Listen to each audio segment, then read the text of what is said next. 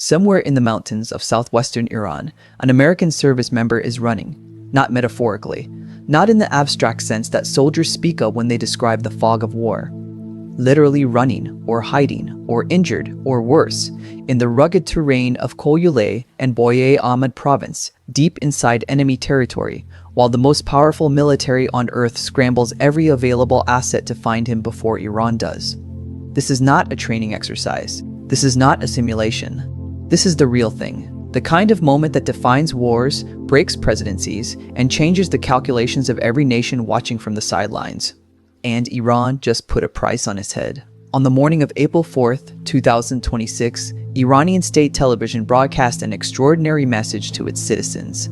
Find the American pilot, turn him over to the police. A reward is waiting for you. The governor of Koyuleh province amplified the call. Local merchants reportedly pooled together the equivalent of $60,000 for anyone who could locate the missing crew member.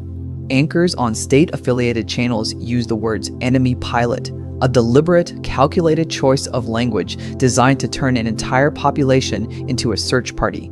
This is what Week 6 of the US-Israel war on Iran looks like. To understand how we arrived here, how an American weapons systems officer ended up stranded behind enemy lines while his government simultaneously wages a bombing campaign against the country hunting him, you need to go back to the beginning. Not just the beginning of this war, but the sequence of decisions, provocations, and miscalculations that made this moment feel, in retrospect, almost inevitable. The conflict formally began on February 28, 2026, when the United States and Israel launched simultaneous surprise airstrikes across Iran, killing Supreme Leader Ali Khamenei, dismantling nuclear infrastructure, and triggering the largest regional military escalation the Middle East had seen in a generation. The strikes were described by the Trump administration as a preemptive necessity, a response to Iran's advancing nuclear program, and what US officials characterized as an imminent threat to American assets and allies. Iran described them as an unprovoked act of war, a violation of international law, and a massacre of civilians. Both characterizations contained elements of truth. Neither told the whole story. In the weeks that followed, Iran retaliated with wave after wave of missile and drone strikes. Against Israel, against US military bases in Bahrain, Jordan, Kuwait, Qatar, Saudi Arabia, and the UAE, and against civilian infrastructure across the Gulf. The Strait of Hormuz, through which 20% of the world's oil travels every single day, was effectively closed. Global energy markets convulsed. The International Energy Agency called it the greatest energy security challenge in the history of the global oil market. And still, the bombs kept falling. By early April, the war had entered its 6th week. The Trump administration was projecting confidence, publicly, loudly, relentlessly. Defense Secretary Pete Hegseth declared that the United States had achieved what he called uncontested airspace over Iran. President Trump himself stood before cameras and told the American people that Iran had no anti-aircraft equipment, that their radar was 100% annihilated, that the US military was, in his words, unstoppable. These were not careful, hedged assessments from career intelligence officials. These were declarations of victory from a wartime administration that needed the war to look won. Then, on the morning of April 3rd, reality intervened. An F-15E Strike Eagle, one of the most capable fighter jets in the United States Air Force, assigned to the 48th Fighter Wing out of RAF Lakenheath in the United Kingdom, was shot down over Iran, not near the border, not in a contested airspace fringe, over Iran. Deep inside the country the administration had just declared militarily neutralized. Iranian state media published photographs within hours. Wreckage scattered across a hillside. A tailfin with a partial logo of US Air Forces in Europe still visible, red and white striping from the 48th Fighter Wing. A portion of fuselage-bearing maintenance markings in English, Calsution, USE, only non-magnetic fasteners, lying in the dirt of a country that was supposed to have no capability left to fight back. The F-15E carries 2 crew members, a pilot and a weapons systems officer. The pilot was rescued. US Special Forces operating deep inside Iranian territory located him alive and extracted him under fire. The rescue helicopter, a UH-60 Blackhawk, was hit by ground fire during the operation. It kept flying. The crew was injured. They made it back. The weapons systems officer was not found. That search, frantic, dangerous, operating in mountainous terrain nearly 200 miles from the nearest US base, entered its second day on April 5th with no confirmed resolution. A second US aircraft, an A-10 Warthog, was also struck by Iranian fire on the same day as the F-15E went down. The A-10 pilot ejected over the Persian Gulf and was recovered safely, but a search and rescue helicopter dispatched to support the F-15 crew was also hit. Small arms fire, according to US officials. It landed safely. The crew was treated. In a single operational day, the United States lost 2 aircraft to hostile fire, the first time American planes had been shot down by an enemy since the 2003 invasion of Iraq. The administration had said such a thing was impossible. Iran had just proved it was not. Let us be precise about what the F-15E Strike Eagle represents in the architecture of American air power. This is not an aging platform. This is not an aging platform. This is not a second-tier asset sent into a permissive environment. The Strike Eagle is among the most advanced multi-role fighters in the US inventory, capable of air-to-air combat and precision ground strike, designed to fight its way to a target across long ranges against sophisticated opposition. The 48 fighter wing at RAF Lakenheath is the largest US fighter operation in Europe, comprising 7,000 active duty personnel and multiple squadrons of F-15s and F-35s. Sending this aircraft into a combat environment and losing it is not a routine setback. It is a signal. What is signals depends entirely on who is reading it. For the Iranian government, the wreckage photographs were propaganda gold. A spokesperson for the Iranian Armed Forces called April 3rd a black and humiliating Friday for the United States and Israel.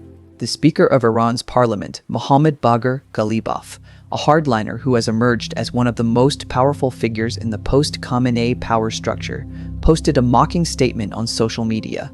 He wrote, and this is a direct paraphrase, "After being defeated 37 times in a row, this war has now been downgraded from regime change to, can anyone find our pilots, please?" The contempt was calculated. The audience was domestic and international simultaneously. For the Trump administration, the situation was more complicated. The president was briefed on the downed aircraft. White House Press Secretary Caroline Leavitt confirmed the briefing publicly. When NBC News reached Trump directly, he declined to discuss the rescue operation details, but said, remarkably, that the shoot-down would not affect negotiations with Iran. That statement, given in a brief phone interview in the middle of an active search and rescue mission for a missing American service member, was itself a kind of message. A message about how the administration was framing this moment and what they needed it not to become. Because here is the political geometry that every senior official in Washington was navigating in those hours. The missing airman story had the potential to do something that weeks of bombing had not.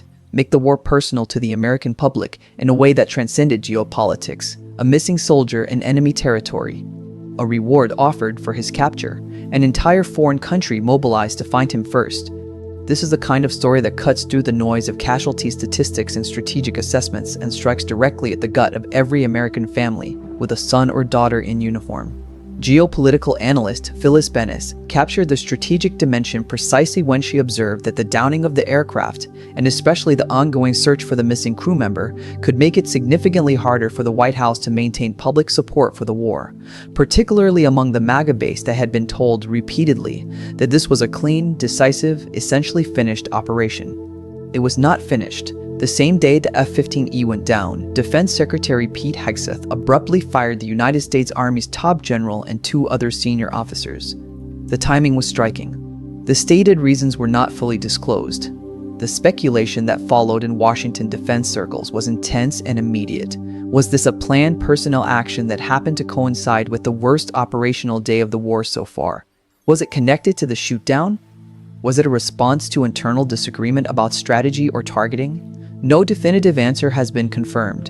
What is confirmed is the optics. The head of the US military fired his top army commander on the same day 2 American aircraft were destroyed by enemy fire and a service member went missing behind enemy lines.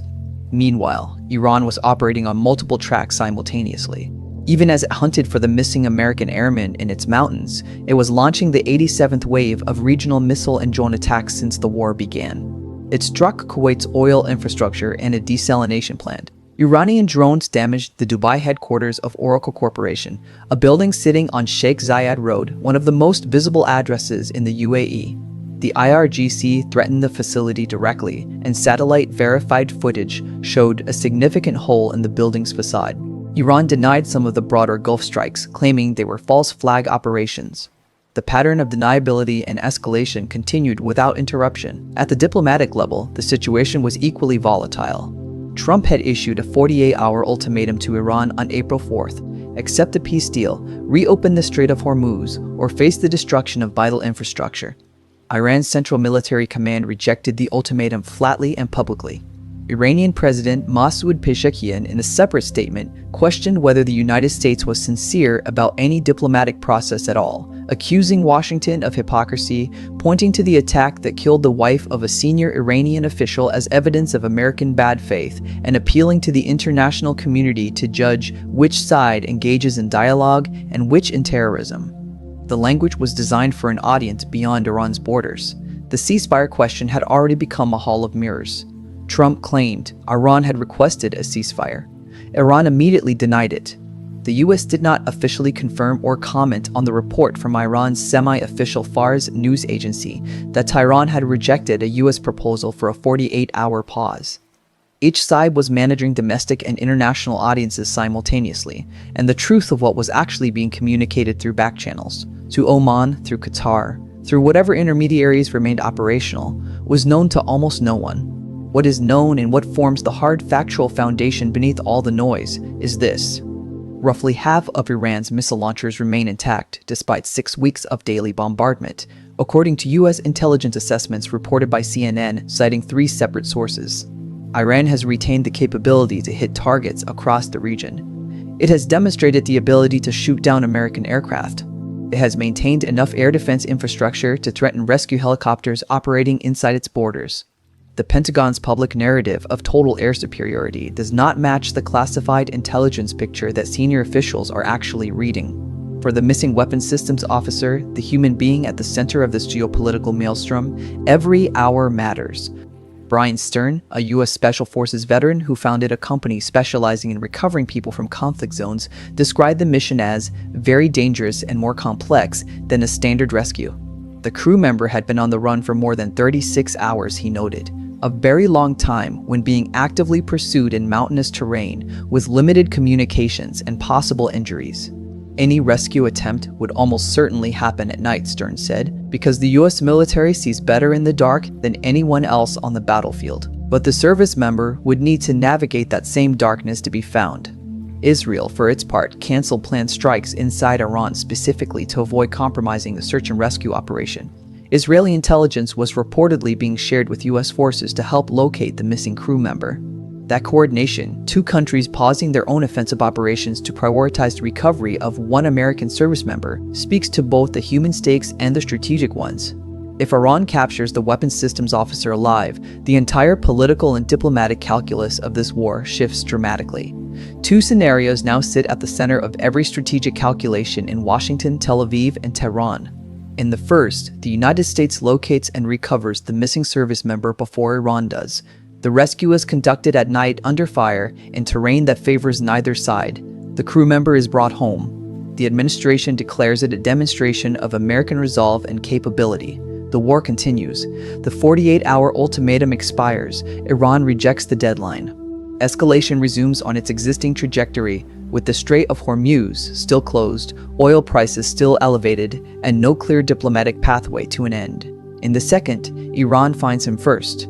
That scenario, a captured American weapons systems officer held inside Iran, photographed and displayed by a government that has already proved willing to use every available information weapon, would represent a turning point in this conflict unlike anything that has come before. It would not end the war. It might intensify it, but it would transform the domestic American political environment around the war in ways that no amount of strategic framing could contain. The pressure on the administration would become immense and immediate. The calls for escalation and the calls for negotiation would both grow louder simultaneously. And the missing airman, whoever he is, wherever he is right now in those Iranian mountains, would become the face of a war that the American public had been told was already won. He is still out there. The search continues.